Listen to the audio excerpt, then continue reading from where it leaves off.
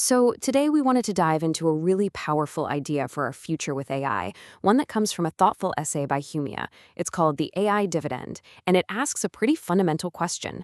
As AI makes us more productive than ever, who should actually get to share in that new wealth? Right. And to really get why that question matters so much, the essay asks us to first take a step back and look at the story that's been running our world for centuries. It's the economic foundation we all kind of take for granted. And what's wild is just how deep this one single idea runs. It's shaped our governments, our companies, even how we think about our own lives and what it means to be successful. It's been the default setting for a very, very long time. And there it is, scarcity. The idea that there's just not enough to go around, that resources are limited, competition is natural, and for one person to win, another has to lose. This isn't just an idea in an economics textbook. It's a story that has shaped so much of our history. Exactly. And this is where the whole conversation shifts, because the Humia essay makes the case that AI isn't just another incremental tool. It's a technology that could fundamentally break that old story of scarcity, because it can multiply our ability to create and solve problems on a scale we've just never seen before. So, if AI really can unlock this kind of abundance, how do we make sure it actually lifts everyone up? Well, that leads us right to the core idea from the essay, the AI dividend. What really stands out to me here is the language. The essay is very deliberate in calling this a rightful return. It's not a handout, it's not charity. The logic is that AI didn't just appear out of thin air, so the benefits from it shouldn't be trapped in a vacuum either. And this slide really breaks down what that collective contribution actually is, right? AI is standing on the shoulders of decades of publicly funded research. It's trained on the art, the books, the conversations, the entire culture that generations of humans created. It learns from the data we all generate every day, and it runs on an internet and power grid that society built together. We all pitched in to create this value.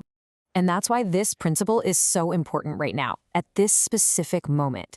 The essay frames this as the great transition, a time where we're not just changing our tools, but potentially changing the entire operating system of our society. This comparison really gets to the heart of the choice we face.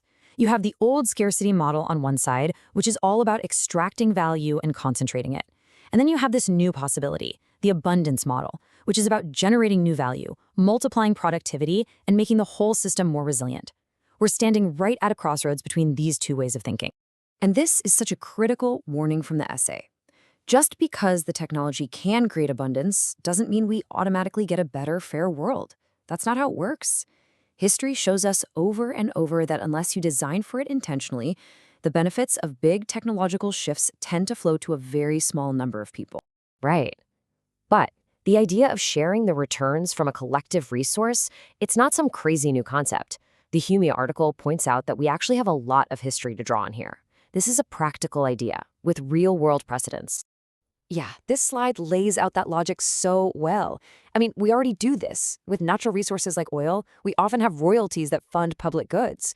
We all chip in to pay for public infrastructure, roads, bridges, because we all benefit from it. The essay is arguing that AI is just the next chapter in the same story. It's a new kind of resource built on shared inputs, so it should have shared returns.